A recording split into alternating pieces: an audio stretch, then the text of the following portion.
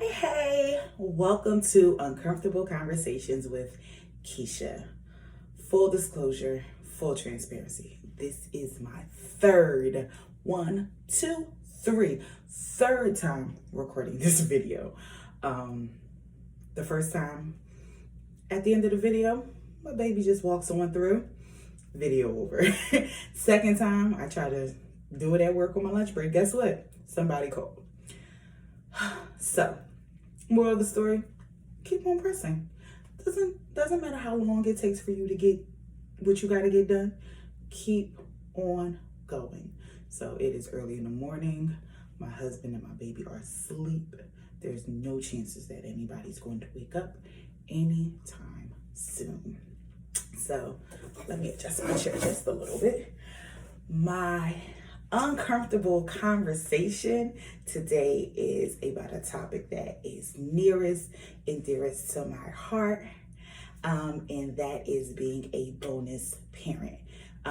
For those who do not know or are not familiar with the terminology, bonus parent is just another word for step parent. I don't like the tone. I don't like the word step parent. It comes with sometimes can be very, very negative in tone. It reminds me of Cinderella and all of the weirdness there. So I have elected to call myself a bonus parent. So this also is my perspective from a woman who is a bonus parent. And so I know probably men who are bonus parents have a different set of circumstances. Also, sidebar, I left my regular earrings in the car, and I left my backup regular earrings also in the car. So y'all are going to get these full luxurious earrings. I know they don't go, but I really love earrings, and so this is what you're getting today. So like I was saying before, this is my perspective of being a bonus parent. These are the things that I did. These are the steps that I took. And I think it's a good thing to have a conversation about what it means to be a bonus parent, what your role is as a bonus parent when you're coming into kids' lives, especially obviously if your spouse or the person that you're dating has children, and how that looks, what it looks like, what would you like to do, what is your role there. So just my side. First of all, my husband was very, very forward with me about having kids. Within the first hour that him and I met, and he was showing me pictures, telling me how involved he was. So he set the tone for his involvement, and he set the tone for what he kind of expected. And without even saying like, I want someone to do X, Y, and Z, but I could just tell from how involved he was. Like the next morning, I think he actually had a track meet with our daughter. So he, from the moment that we met, was, I have kids.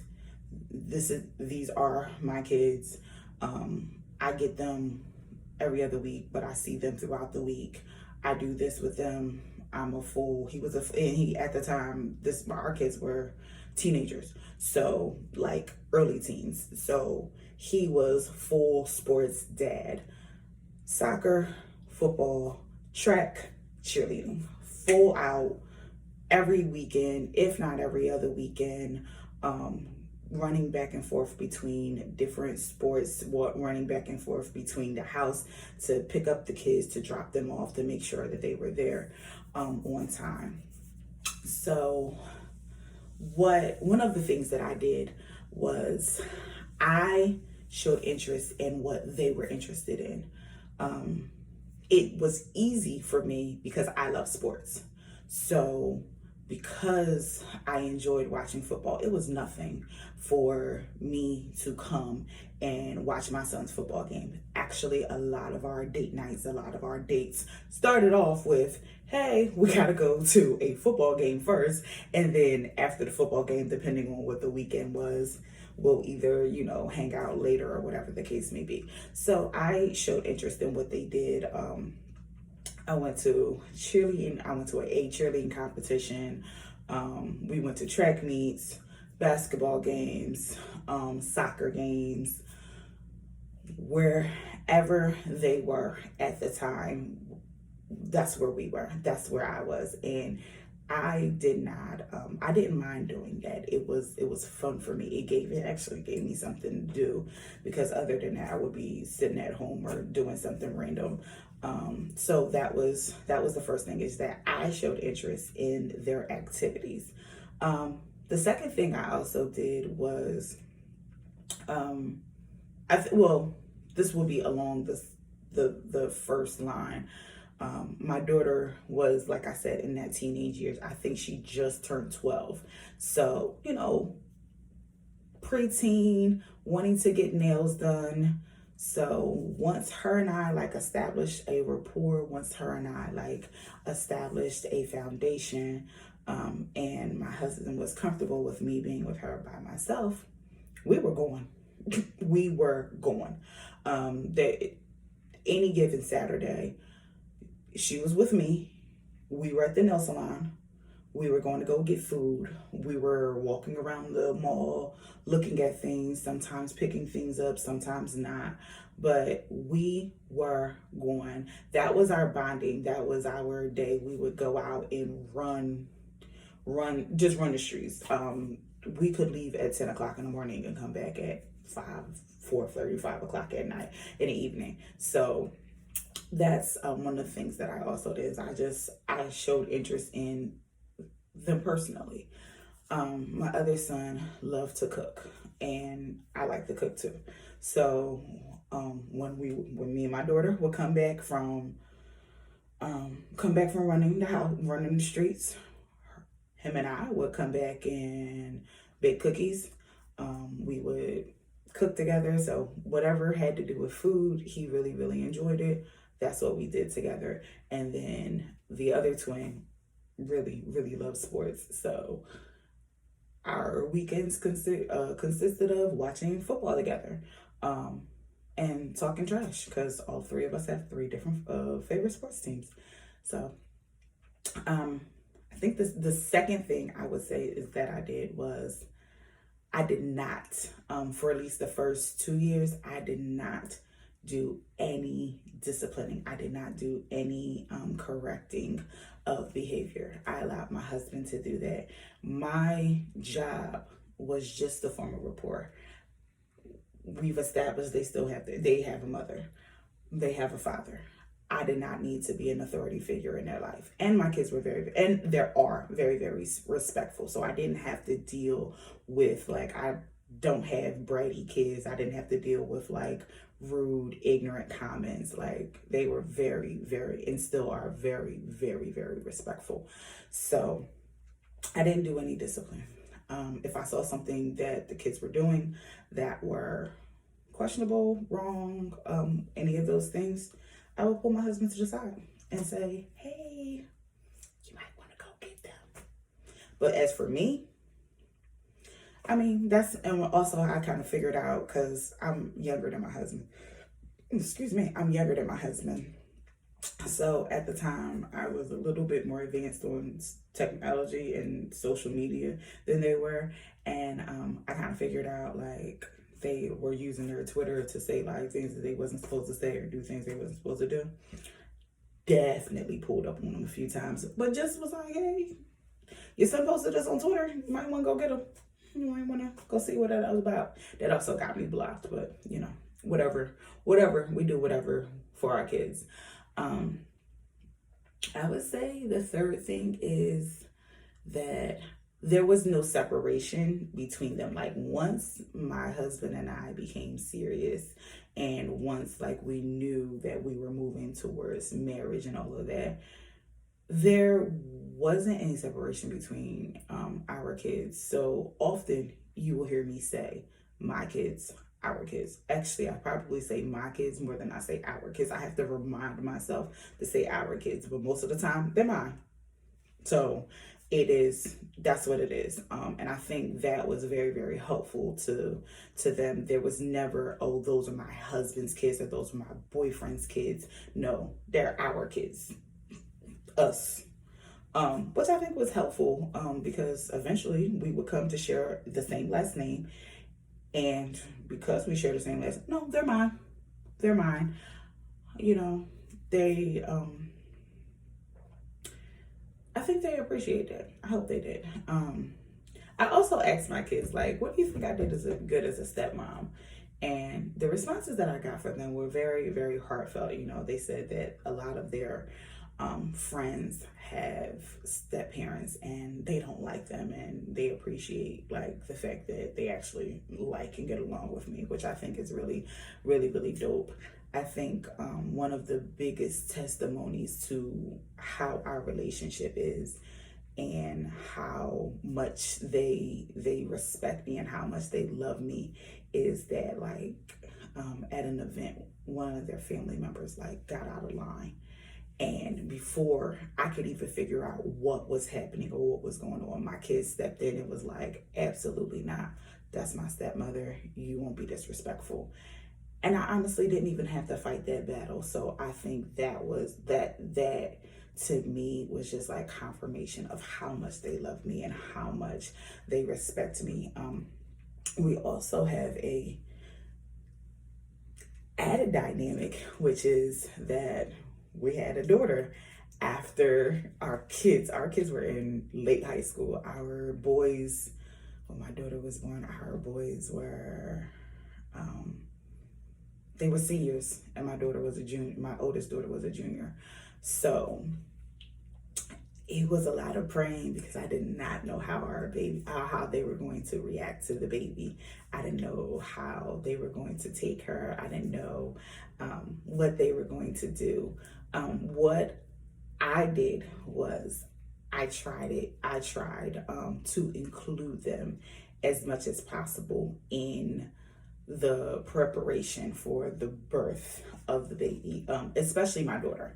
So because I knew we were having a girl, we didn't tell people until later, but I knew we were having a girl, and she's always been the only girl. So I didn't want her to feel like, a baby was going to come and take her place, because she is a daddy's girl. Goodness gracious, my baby is a daddy's girl.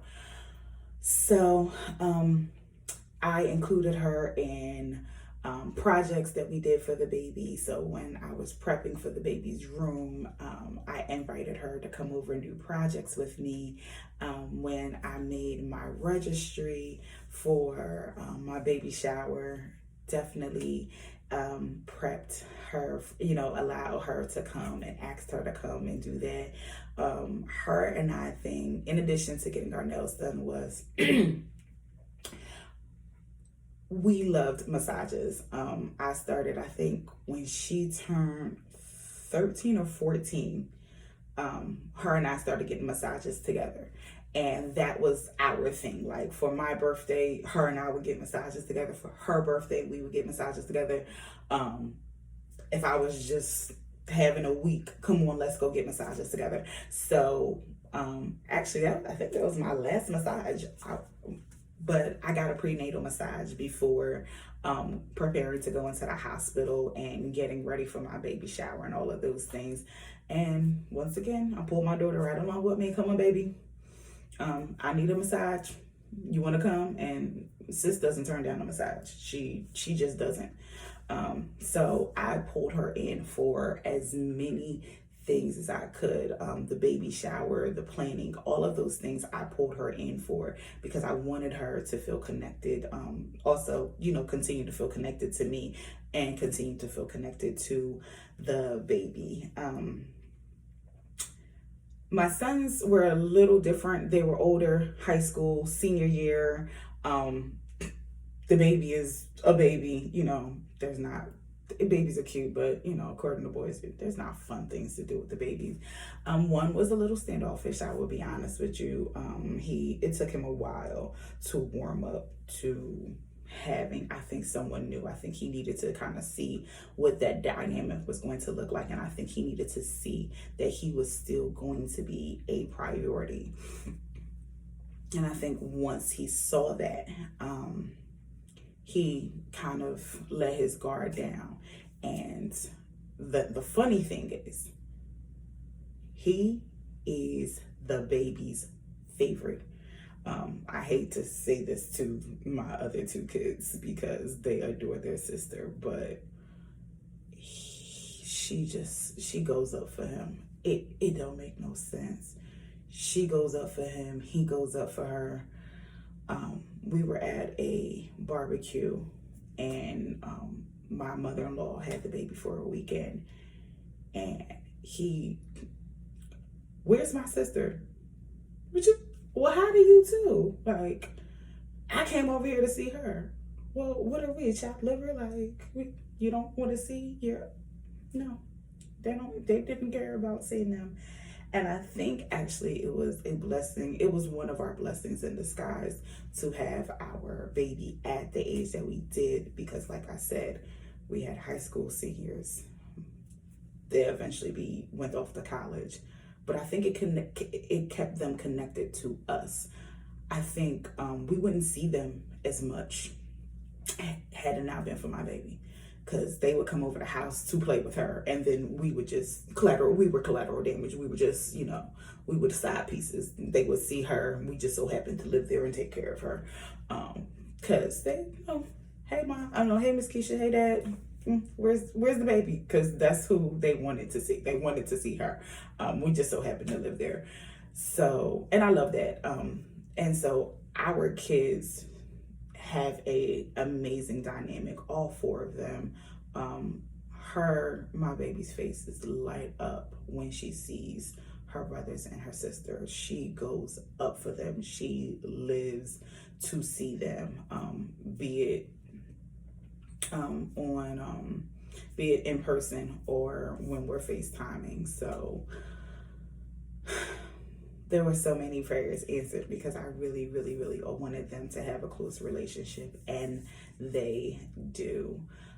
So those are my tips about being a bonus parent. I will say this. I kept out of my husband and his ex-wife's business. And when I say that, I mean that. I gave him her perspective as a woman. I tried to give him insight into maybe how she was feeling. Did we always agree? No. Were we always respectful to each other? Absolutely. I think I was able to be the bonus mom that I was able to be because she is the woman that she is. And so we've never had an open disagreement. We've never had an open argument. Whatever her and my husband disagreed about, that was their relationship. He could vent to me. He could say whatever he needed to say. And that was between him and I. I never crossed those boundaries. I never crossed those lines. I never stepped to her about a disagreement that him and her had. I made sure that I was very clear about that. I also, whether I disagreed with his ex-wife or not, my kids never saw that.